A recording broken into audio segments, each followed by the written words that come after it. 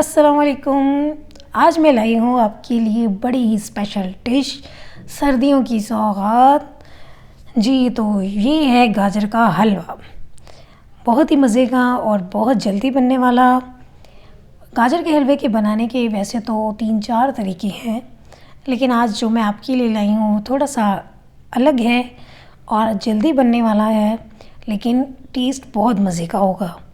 اور اس کے ساتھ ہی اگر آپ میرے چینل پہ نئے ہیں تو میرے چینل کو سبسکرائب کر دیں، اور اگر ریسیپیز بھی اچھی لگیں تو لائک اور شیئر بھی کر دیا کریں۔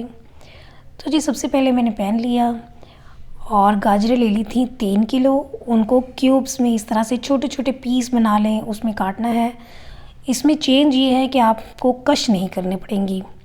تو آج میں آپ کو یہی بتاؤں گی کہ اس طرح سے چھوٹے چھوٹے پیس میں جب ہم گاجروں کو کاٹتے ہیں تو کیسے حلوہ بنے گا۔ تو بغیر کچھ بھی ڈالے بس گاجریں ڈالی ہیں کاٹ کے، اور اس کو ہم کور کر کے 20 منٹ کے لیے میڈیم ٹو لو فلیم پہ ہم رکھ دیں گے کوک ہونے کے لیے۔ تو یہ 20 منٹ ہو گئے ہیں، ابھی دیکھتے ہیں گاجروں کی کیا کنڈیشن ہے۔ تو یہ دیکھیں، دیکھنے میں تو لگ رہی ہیں کہ جیسے کافی حد تک کوک ہو گئی ہیں۔ تو ہم ذرا چیک کرتے ہیں ہلا کے اس کو اچھی طرح۔ جیسے جیسے گاجریں جو ہیں یہ گلتی جائیں گی، ان کی جو ہے یہ کم کوانٹٹی لگے گی آپ کو۔ تو چیک کر لیتے ہیں پہلے کہ کس حد تک کنڈیشن ہے۔ تو یہ گاجریں جو کافی حد تک گل چکی ہیں۔ تو جب اس سٹیج پہ پہنچیں گی، جب کافی زیادہ گل جائیں گی، تو پھر آپ نے میشر لے لینا ہے، پوٹیٹو میشر۔ اس کی مدد سے اب ہم اس کو میش کریں گے تو آرام سے ساری گاجریں جو ہیں وہ میش ہو جائیں گی۔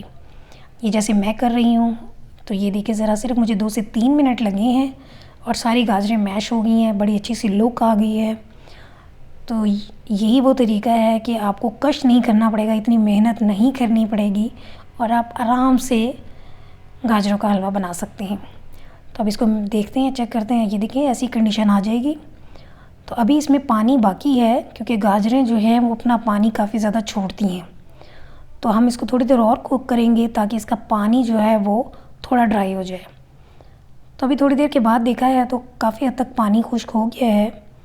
اس سٹیج پہ اب ہم اس میں چینی ڈال دیں گے 3 پاؤ، کیونکہ 3 کلو گاجریں ہیں تو 3 پاؤ چینی لی ہے میں نے۔ آپ 1 کلو کے حساب میں 1 پاؤ سمجھ لیں۔ تو اس کو بھی اچھی طرح مکس کر لیتے ہیں۔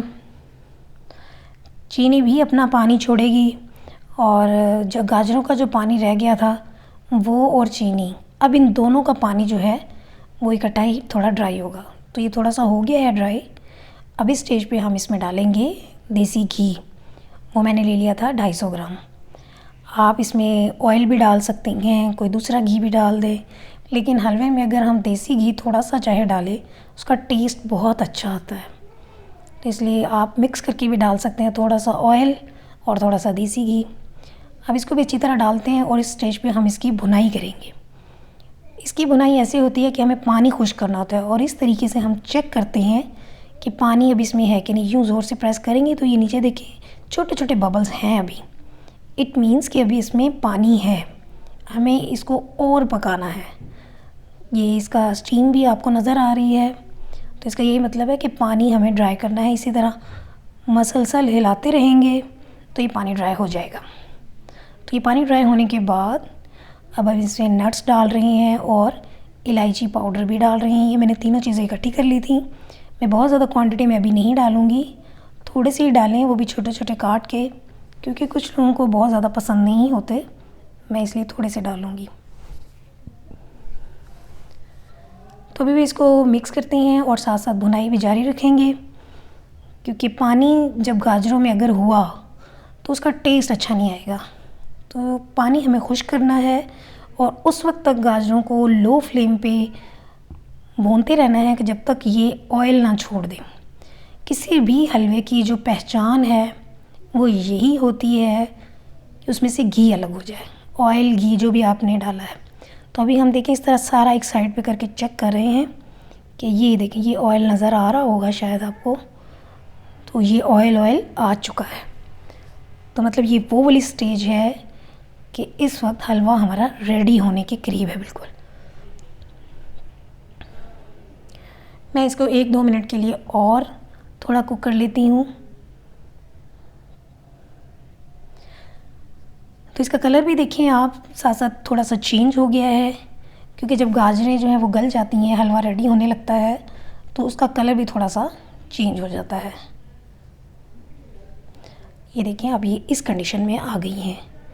پہلے آپ نے دیکھا تھا تھوڑی سخت لگ رہی تھیں، لیکن ابھی بالکل ہی دانے دار جیسے حلوہ ہوتا ہے بالکل اس کنڈیشن میں آ چکا ہے۔ تو اس سٹیج پہ اب ہم اس میں کھویا ڈال دیں گے۔ میں نے لے لیا تھا آدھا کلو کھویا، جس میں سے میں 1 پاؤ ابھی ڈال رہی ہوں اور 1 پاؤ جو ہے وہ گارنش کے لیے رکھ لوں گی۔ اس وقت فلیم جو ہے وہ میں نے بند کر دیا ہے۔ جب حلوہ ریڈی ہو جائے اور کھویا ڈالنے سے پہلے آپ نے فلیم لازمی بند کرنا ہے، کیونکہ اگر فلیم چلتا رہے گا تو یہ جتنا بھی ہم کھویا ڈالیں گے وہ سارا کا سارا میلٹ ہو کے گاجروں میں مکس ہو جائے گا۔ تو میں نے اس لیے فلیم بند کر دیا تھا، اسی لیے یہاں پہ میں نے آدھا ڈالا ہے، آدھا گارنش کے لیے رکھا ہے۔ تو وہ بھی دیکھیں کافی زیادہ جو ہے وہ مکس ہو گیا ہے گاجر میں۔ تو چلیے جب ہم اسے ڈش آؤٹ کرتے ہیں۔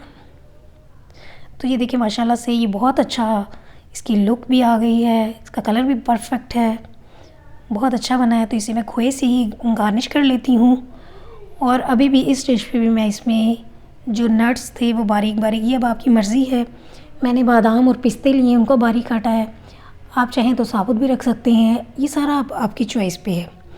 تو لیجیے جی الحمدللہ ماشاءاللہ سے یہ بہت اچھا گاجر کا حلوہ بنا ہے۔ آپ اس طرح سے ٹرائی کیجئے گا، یہ بہت آسان ریسیپی ہے۔ ویسے تو کچھ لوگ دودھ میں بھی بناتے ہیں، وہ بھی آپ کو میں کسی وقت بتاؤں گی۔ تو چلیں جی پھر ہم ملیں گے نیکسٹ ریسیپی میں، اور اگر آپ کو یہ میری ریسیپی اچھی لگے تو اسے لائک اور شیئر کر دیجیے گا۔ تو مجھے اپنی دعا میں یاد رکھیے گا۔ اللہ حافظ۔